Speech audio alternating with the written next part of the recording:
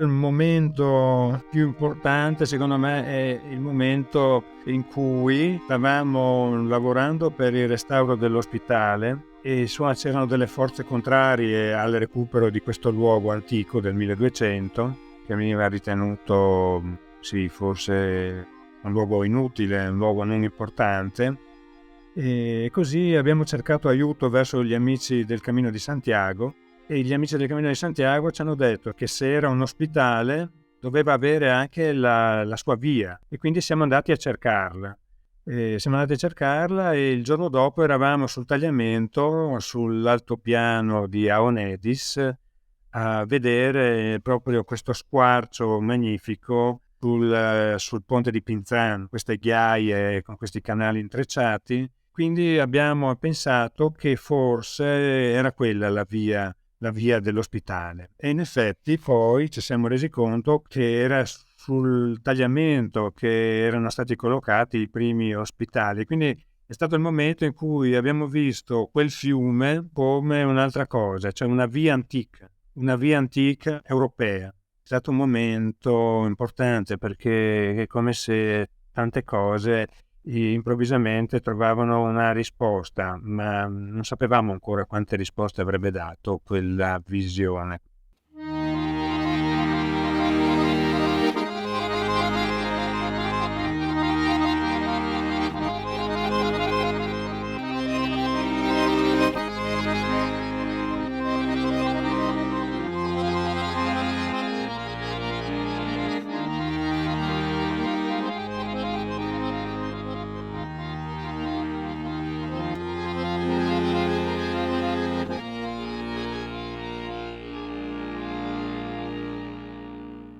Un fiume di storie, racconti da e per il tagliamento, a cura di Legambiente del Friuli Venezia Giulia.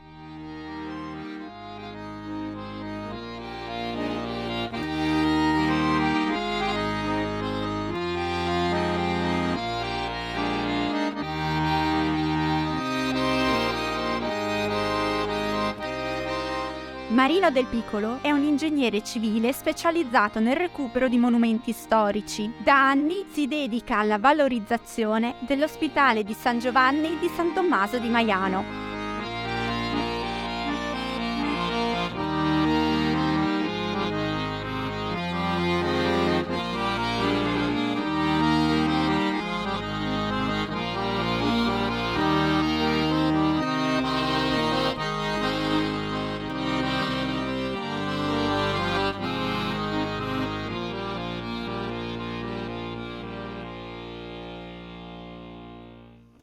Il tagliamento è uno di quei fiumi che sono stati importantissimi per il pellegrinaggio, ma ci sono anche altre vie che seguono i fiumi. Il fiume è il primo sentiero che l'uomo deve aver trovato, perché lungo i fiumi vengono percorsi dagli animali, no? Prima dell'uomo.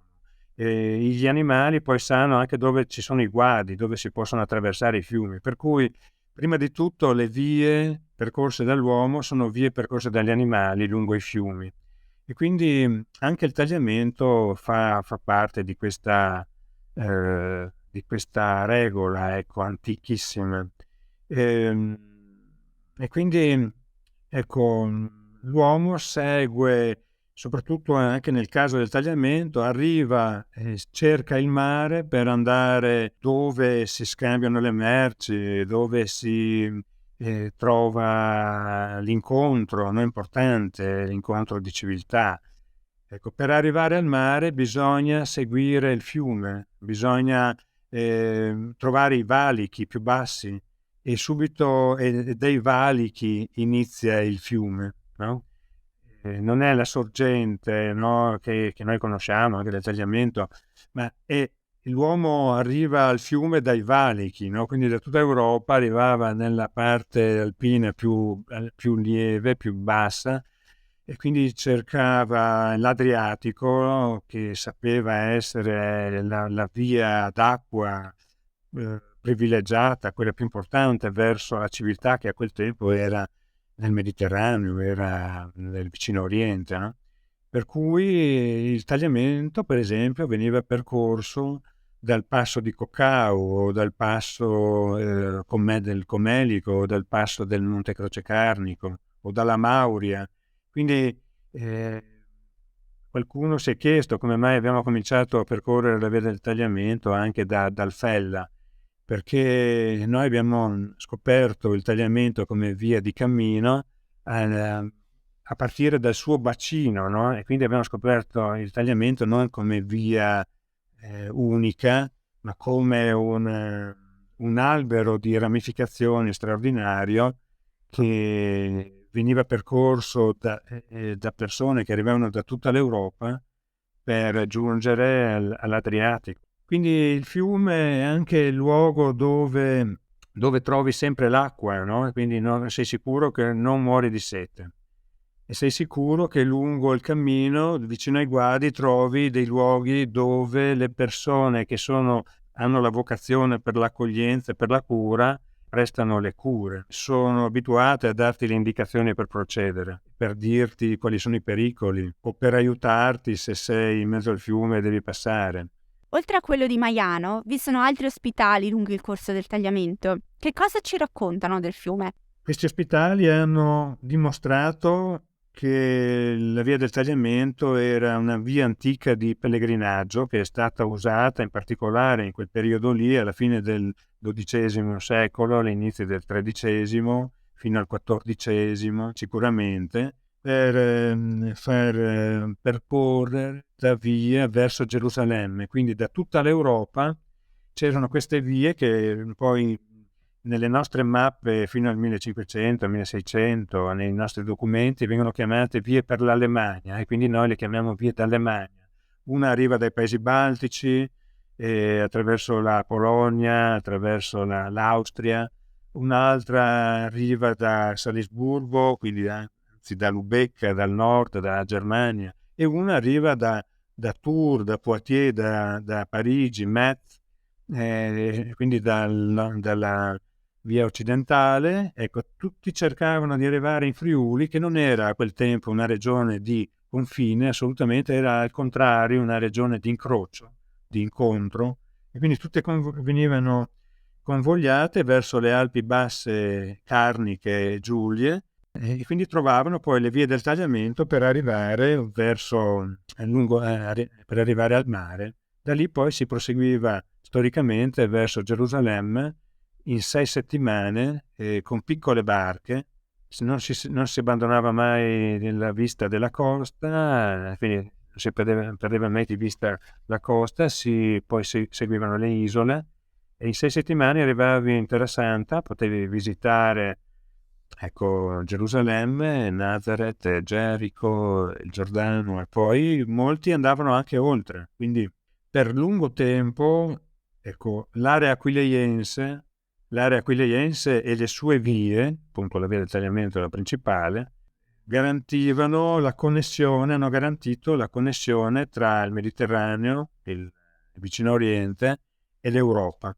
Che legame c'è tra il fiume e l'ospitale? L'ospitale è stato restaurato grazie alla memoria, insomma, della via. Se non avessimo trovato la via storica, si sarebbe persa la ricostruzione dell'ospitale e quindi anche la storia di questo ruolo fondamentale che ha avuto la regione aquileiense. Sì, si sarebbero perse le vie, la ricostruzione delle vie storiche di Aquileia, quindi sarebbe stato un grave danno. L'ospitale organizza da circa 13 anni, quasi 14, organizza il cammino lungo il tagliamento, lungo la via del tagliamento. Sono partiti diversi progetti importanti dall'ospitale come la Romea Strata, quindi cammini che adesso hanno ristabilito, ritrovato, ricostruito, ricucito relazioni importanti addirittura con i paesi baltici, con la Polonia. Abbiamo tanti amici in Polonia, in Repubblica Ceca, in Austria. Ecco, e quindi si è ricreata si è riscoperta più che altro una fratellanza antica che non è stato facile, perché inizialmente uno si chiedeva: ma perché devo venire a piedi fino in Friuli? Ecco, quando hanno visto quando hanno visto gli ospitali che erano dedicati al pellegrinaggio non friulano, ma al pellegrinaggio europeo, ecco, si sono ricreate queste fratellanze, ecco, e quindi il tagliamento adesso è un simbolo proprio di questa confluenza, no? Perché proprio il bacino del tagliamento, ecco, che va considerato tutto insieme, no? Quindi con tutti questi rami straordinari che arrivano da tutte le direzioni d'Europa, ecco, è proprio il logo quasi, no?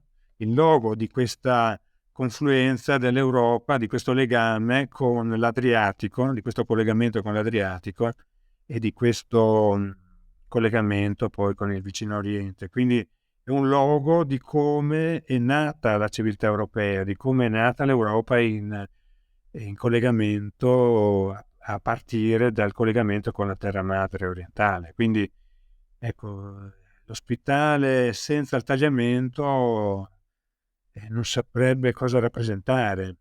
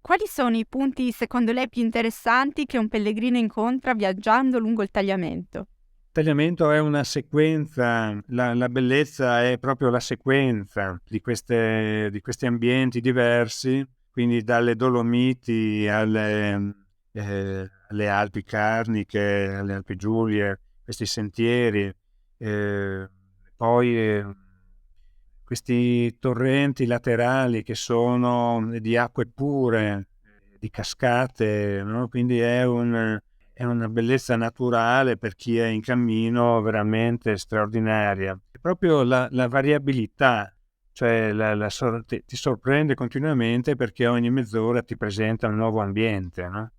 E quindi poi ci sono i magredi delle conoidi, no?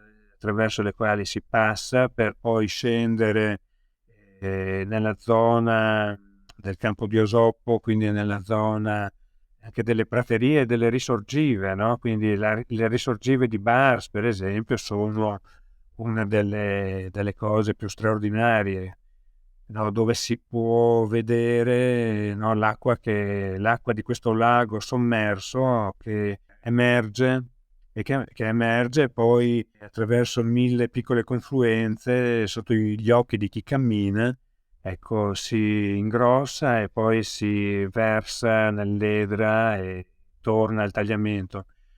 E poi, ecco, quindi le risorgive di Bars, lateralmente nelle risorgive di Bars c'è il tagliamento dei canali intrecciati, per cui molte volte, anche quando fa tanto caldo, i pellegrini camminano direttamente dentro nel tagliamento e quindi si fanno il bagno continuamente. Anche quest'estate il cammino è stato fatto anche se faceva tanto caldo, e lì vedi delle morfologie sulle ghiaie che sono delle opere d'arte, no? Continuamente. A un certo punto vedi milioni di sassolini tutti allineati, no, secondo una certa inclinazione, no, perché sono stati così ordinati dalla corrente. E dall'altra parte vedi delle sabbiette croccanti oppure delle terre che si sono rattrappite anche e quindi hanno tutte quelle fessure, no? Che stai lì a guardare. Poi dall'alto, oppure appena sali su un colle o su un altopiano, vedi questi canali intrecciati e quindi sei costretto a fare centinaia di foto, non riesci a... E poi ci sono le colline moreniche, ma anche i meandri, no? Da Varno in giù sono bellissimi. Anche la zona di Latisana è straordinaria da percorrere. E poi si arriva alla laguna. Poi l'ospitale ci ha costretto un po' a prenderci cura anche di un altro cammino, anche quello molto antico, che è il cammino di San Martino, che risale al IV secolo e che si percorre nella Bassa Friulana lungo la laguna, no? Che poi, tra l'altro, la via del tagliamento è anche una delle più antiche documentate, no? Cioè c'è la documentazione, forse la più antica, una delle più antiche documentazioni europee, che è quella appunto di Venanzio Fortunato, che nel VI secolo descrive proprio il suo cammino da Aquileia, che risale il tagliamento questa volta per andare a Tours, alla tomba di San Martino, però descrive per la prima volta questo cammino, quindi nomina per la prima volta Aragogna, Osoppo, passa a San Tommaso anche, e poi va su verso Giulio, quindi è veramente una delle vie più antiche documentate d'Europa. Che cosa significa accogliere bene? Chi ha fatto tanti chilometri si aspetta un'accoglienza semplice, come l'acqua che ha bevuto dalla fontana, come il vento che ha sentito sul volto, il freddo, il caldo, no? L'acqua pura del tagliamento. Cioè si aspetta che tu faccia parte ancora di quella natura lì, no? E quindi, ecco, quindi il senso dell'accoglienza gratuita bisogna mantenerlo. Questo se non altro per riattivare questo cammino e farlo diventare abbastanza forte da potersi sostenere. Dopo ci sarà spazio anche per chi vuole un trattamento anche più turistico e quindi ci sarà spazio anche sicuramente per uno sviluppo anche economico di questa, perché è chiaro che chi è in cammino porta sempre anche uno sviluppo economico.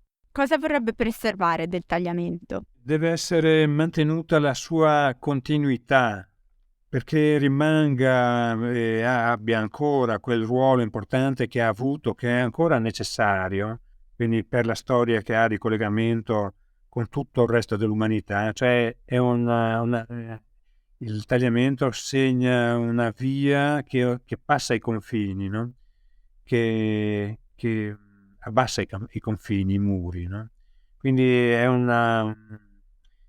ecco, perché possa continuare bisogna cercare di rendere fruibili le strade, le stradine, i sentieri che lo seguono, e bisogna lasciare che rimanga un esempio, sì, un monumento, no? Anche se non è giusto parlare di monumento perché è un monumento attivo, no? Di bellezza naturalistica, perché è un monumento di bellezza naturalistica mondiale, no? Per il suo bacino. Il tagliamento ha mantenuto la sua natura splendida su ognuna delle sue parti, quindi sia nella parte bassa di questi meandri straordinari e poi i canali intrecciati della parte media, i colli conglomeratici, le colline moreniche, tre cerchie. Ecco, bisogna mantenere tutta la sequenza, perché solo intero il bacino del tagliamento può rappresentare la bellezza naturale, la bellezza artistica, la bellezza della civiltà e la bellezza del cammino e il collegamento tra i popoli.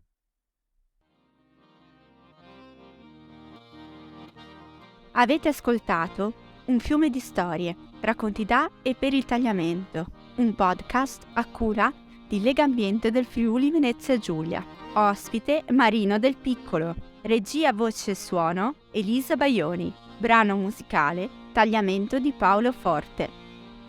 Il fiume di storie fa parte di Percorsi intrecciati sul tagliamento, un progetto dedicato al fiume e a chi lo vive, e finanziato dalla Regione Autonoma Friuli Venezia Giulia. Sono partner IGB, Leibniz Institute of Freshwater Ecology and Inland Fisheries di Berlino, Ecomuseo delle Acque del Gemonese, CEVI, Centro di Volontariato Internazionale, ISIS Solari di Tolmezzo, ISIS Enrico Mattei di Latisana Lignano Sabbiadoro, Associazione Menti Libere di Lignano e FIAB Friuli Venezia Giulia.